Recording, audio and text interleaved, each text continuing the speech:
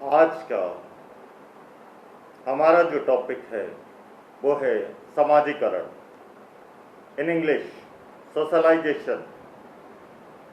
तो समाजीकरण होता क्या है? देखिए, जब एक शिशु जन्म लेता है तो वो प्राकृतिक अवस्था में होता है। उसके पास किसी प्रकार के वस्त्र नहीं होते, किसी प्रकार की भाषा नहीं होती, किसी प्रकार की संस्कृति नहीं होती। वो रोता है जब उसे भूख लगती है, जब उसके साथ किया हुआ व्यवहार पसंद नहीं आता तो वो रोकर अभिव्यक्त करता है। बच्चा सबसे पहले अपनी माँ के पास रहना पसंद करता है। तो माता को बच्चे की प्रथम साधक या प्रथम नेता के नाम से संबोधित किया गया है। धीरे धीरे बच्चा अपने पिता के पास रहना पसंद करता है।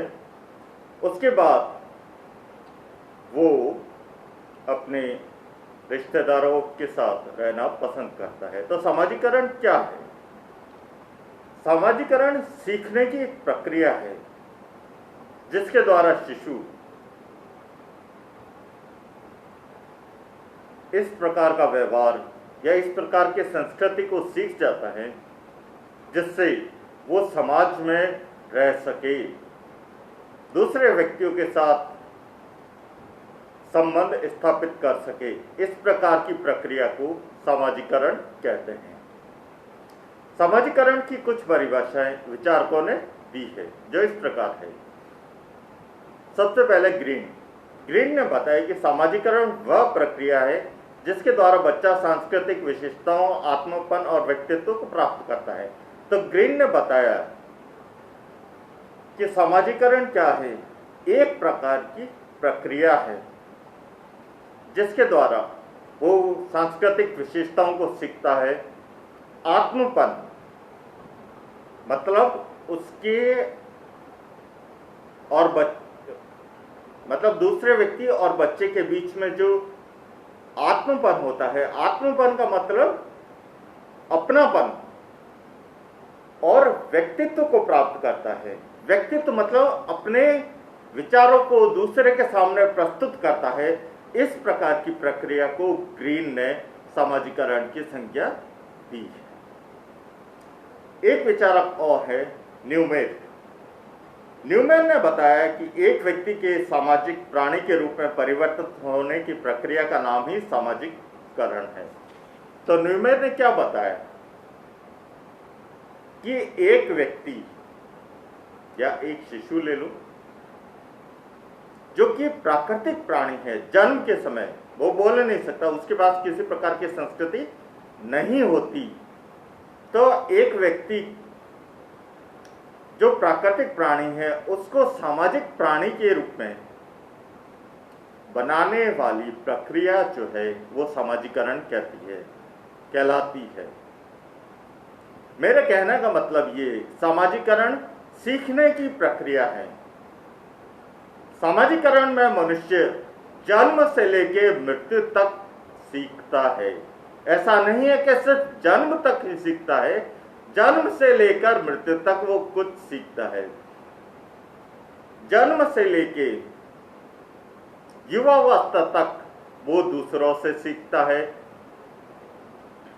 वयस्क अवस्था में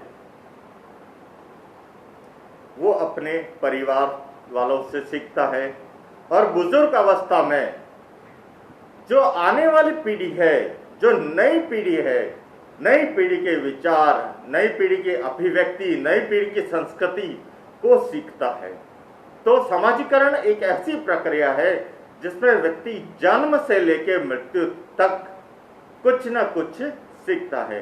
अब हम अध्ययन करेंगे समाजीकरण की विशेषताओं पर, कैरेक्टरिस्टिक्स ऑफ सोशलाइजेशन।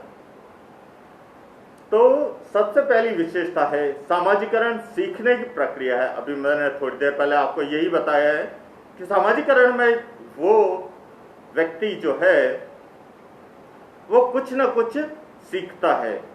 दूसरा, सामाजिकरण की प्रक्रिया बच्चे के जन्म से लेकर मृत्यु तक चलने वाली प्रक्रिया है। सामाजिकरण की प्रक्रिया जो होती है वो बच्चे के जन्म से लेकर मृत्यु तक चलने वाली प्रक्रिया है, यानी कि जन्म से लेकर मृत्यु तक वो कुछ न कुछ सीखता है। तीसरी विशेषता है सामाजिकरण की प्रक्रिया समय व स्थान के सापेक्ष है। तो सामाजिकरण जो है उस पर समय का और स्थान का प्रभाव पड़ता है। जैसे भारत में बच्चे को जो हम सिखाते हैं वो पाँव छूना सिखाते हैं, अपने बड़े बुजुर्गों के साथ रहने की सलाह देते हैं, उनके द्वारा जो शिक्षा दी जाती है उसको ग्रहण करने की शिक्षा दी जाती है। उसी प्रकार से इंग्लैंड में बच्चे को good morning, good evening, good afternoon, shake hand इत्यादि अभिव्यक्ति समझाई जाती है या इत्यादि व्यवहार समझाए जाते हैं। तो कहने का मतलब ये कि सामाजिकरण की प्रक्रिया है वो स्थान और समय के सापेक्ष होती है। जैसे भारत में हम देख रहे हैं कि धीरे धीरे जो पांव छूने की प्रक्रिया है वो धीरे धीरे कम हो रही है। इंग्लैंड की संस्कृति को थोड़ा ज़्यादा अपनाया जा रहा है। तो हाय, हेलो, ए गुड मॉर्निंग, गुड इवनिंग करना जो है वो धीरे धीरे बढ़ रहा है। चौथी विशेषता यह संस्कृति को आत्मसात करने की प्रक्रिया है।